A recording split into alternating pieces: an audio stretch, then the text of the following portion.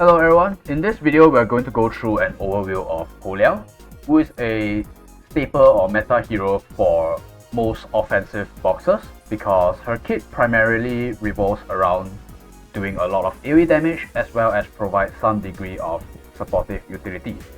For defensive compositions, I think she's not as good. Like, she can still be used for sure for what she brings, but wouldn't exactly call her staple because I think defensive teams just don't fully make use of the things that she brings to the table. So as for what this unit does, I think her talent is actually very simple, and honestly I think it's a little bit lackluster. And basically, for a 6-star Polyal, for every one unit within a 3 rings range, she will gain 6% attack and defense, which scales up to 30%, which is capped at 5 units. And then the second part of her skill, basically, a talent. When an AoE skill deals damage to 2 or more enemies, you will give them a 20% defense debuff that lasts for 2 turns, and Polyal herself will gain immunity and reinforcements for 1 turn. Immunity is just straight up immunity to all debuffs, and then reinforcement is that passive skill that lets you heal 20% at the end of your action. So just 2 parts. First part is the stat part of the talent that most heroes have, and the second one is a conditional thing that happens when your AoE skill damages 2 units. So yeah. As for her 3C skill, which happens to be like 80 to 85% of her entire kit, most of the things that she do is actually in this 3C skill. I believe that seeing is easier than reading, so I will just do a separate demo for this. So normally for this hero, I would tell you just try it out in the unit preview on the banner to see how it works. Unfortunately, I made this video late, so I'm just gonna do it as a little bit of a demo for those who can't unlock her 3C or don't have this unit. So it's not very complicated in practice, there's a lot of shit there, but what you need to know is basically this skill, there's 2 parts for the AoE damage. The first part is, when you click a targeted grid, you will see this red area. So this is the first part of the AoE. It's 6 range, but technically the affected area is 7 times 3. So 1, 2, 3, 4, 5, 6, 7. So it's 6 in front of you, but it includes the tiles beside you as well.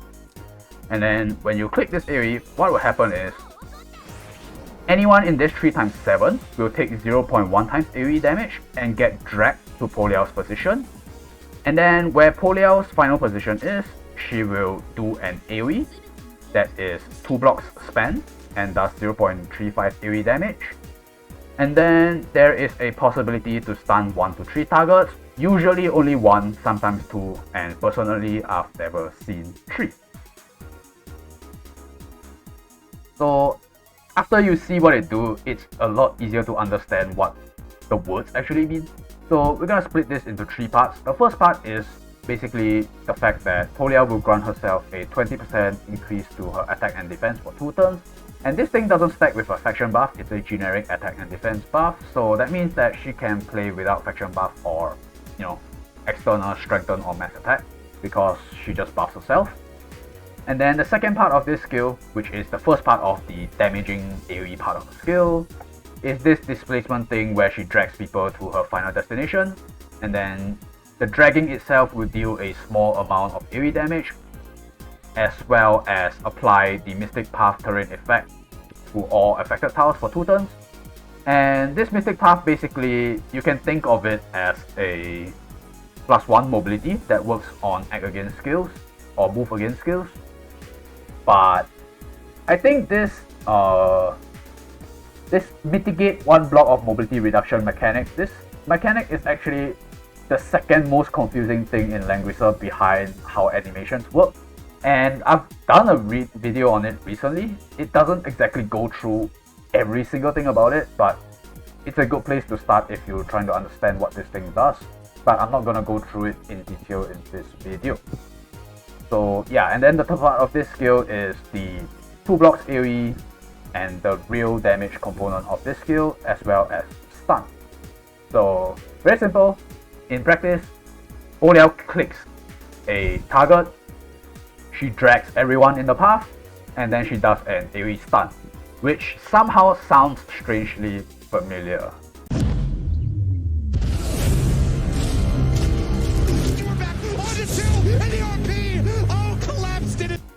So outside of her 3C, what does she do?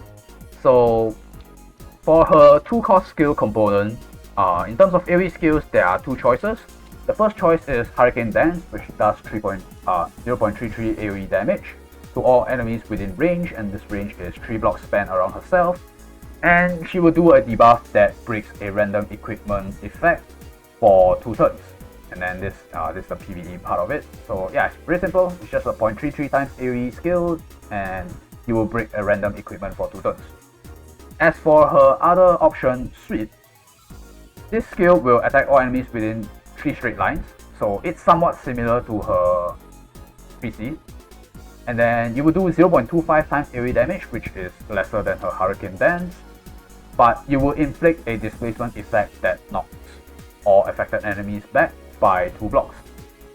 So this skill is mostly used if your enemy actually doesn't care too much for Polyal. Like they have a tank, they have a healer, they don't really care much about your 3C or your other AoE. Then this skill could be useful if they are not immune to displacement, and you can knock units out of their guard range for your other units to take advantage of. So this is more like a utility skill rather than a proper AoE damage skill, because it doesn't do that much damage. But it could be useful if the enemy is more defensive but not immune to displacement. So her other 2-cost skill that you could see her bringing is actually Lance Phalanx, which is a physical guard skill. So this skill is kind of nice if you don't really see yourself getting much value out of her other AoE skills, and you just want a physical tank for certain striker units, like most commonly is Wet Hand. But also if you are not exactly engaging first with Polyal, if the enemy is actually engaging onto you, it could be nice to force the enemy to attack Polyal first if they are a physical attacker. She has a couple of single target skills, Armor Pierce, Raw, and Rout. Personally, I've never seen anyone bring these skills, especially these two. I don't think there's any point in bringing these, because if you're single targeting with Polyal, I think there is something wrong with your draft already. But personally, I do see some merit for this Rout skill if the enemy is not immune to stun, because it could be a decent follow-up option after you initiate with your 3C. You could just drop an additional stun on a unit, especially if they are near the fog, which they usually will be if they are playing against Polyal. You could even push them into the fog on top of stunning them, which effectively just kills them if they don't have a dispel. So I could see this being a, it could be situationally useful, but it's kind of hard to determine if you will be able to make proper use of this skill just from the draft. So therefore, I haven't seen anyone bring it. As for her 1-cost skill, you will usually just stick with Unflinching. It's her Revive passive. Yeah, it's just a generic Revive thing. Her other 1-cost skill, Brute Strength, is actually pretty interesting, which Polyal will deal 0.1 times AoE damage to a single enemy on the battlefield, and then you will displace them behind you after using this skill. And then after you use this skill, if you successfully displace them and Polyal herself happens to be on defensive terrain, the caster can act again. So this skill, just act again. So on paper, it's actually a pretty cool skill, but unfortunately, it's a little bit too situational to find proper use in Apex Arena, especially if you compare it to Unflinching, because they need to first be able to be displaced, they have to be not immune to it. Then in order to use it properly, Polyal needs to be on defensive terrain. So yeah, it's just too conditional, but in theory it could be kind of nice. Like you use this skill, you run up to them, you flip them behind you, you act again, and then you just fucking use 3C to drag that enemy all the way back to your team. On paper sounds cool, but pretty much impossible to pull off in a real game, especially if you consider that Polyal doesn't have that much mobility to begin with. Her threat range mostly comes from the fact that her 3C has a very big cast range. So it's almost impossible for Polyal to just run up to an enemy unit and cast this skill on them.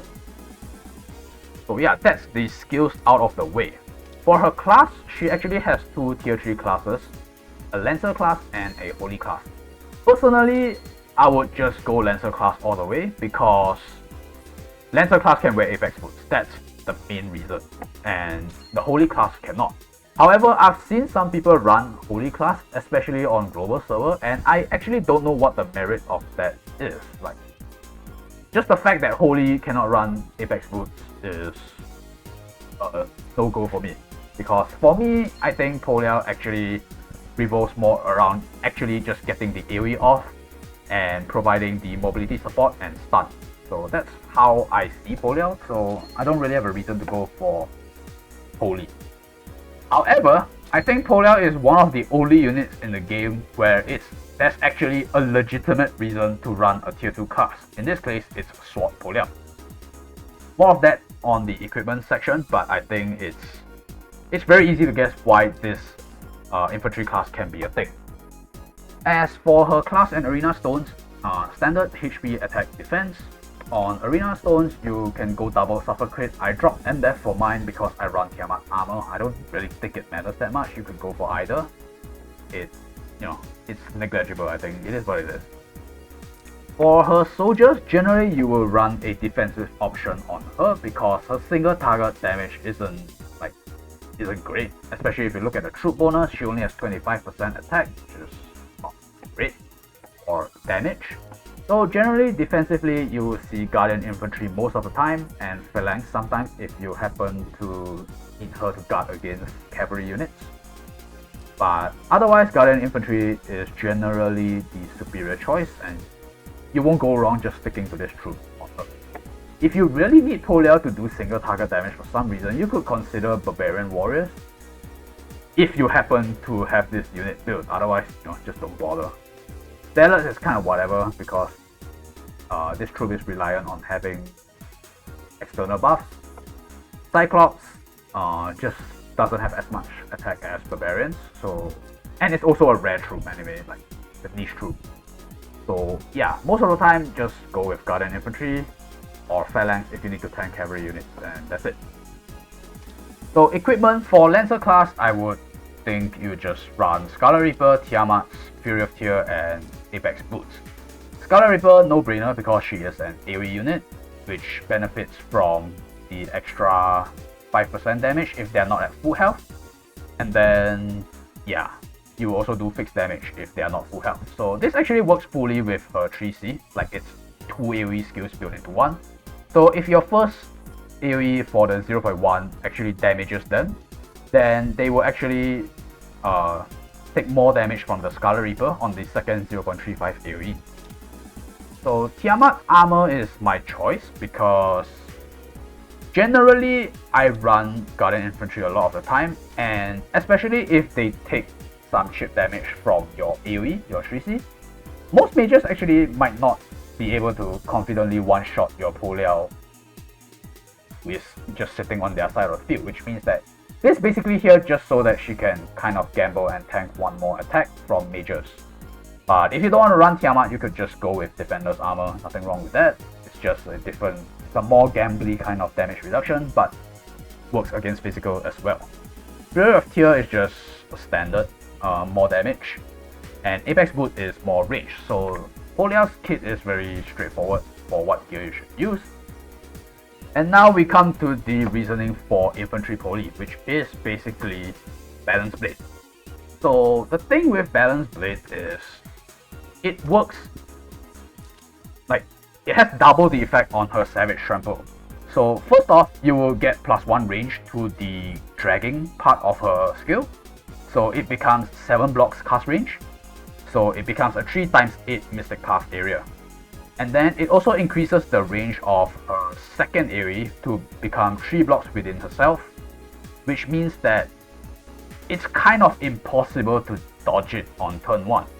And which is why Infantry Polyal is primarily played on rush teams, where you would just throw her in on a first action, create the Mystic Path to provide mobility support for your follow-up, and try to just stun as many things as you can. So because it's a tier 2 class, your stats are extremely low. You can't even put class stones on this.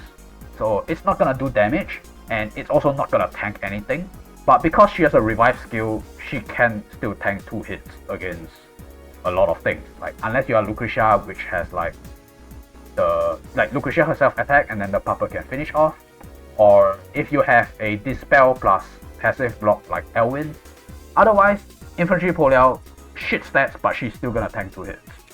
So that's the cool thing about infantry Polyal. As for the enchant, you could go for Breeze or Magic. I like Breeze because I just emphasize on her threat range, but if you're building her to do max damage, I think Magic is okay as well. And if you want max damage, you could even forego the boots and run like something like Judge Talisman, in which case you could actually argue for playing her in Holy class so that you just consistently do more damage to infantry class like Intoki. But you also drop the advantage against cavalry, so that's kind of up to you in that case. So with that out of the way, that's mostly everything I have to cover about Polyal. So thank you everyone for watching. I'll see you guys in the next video. Peace.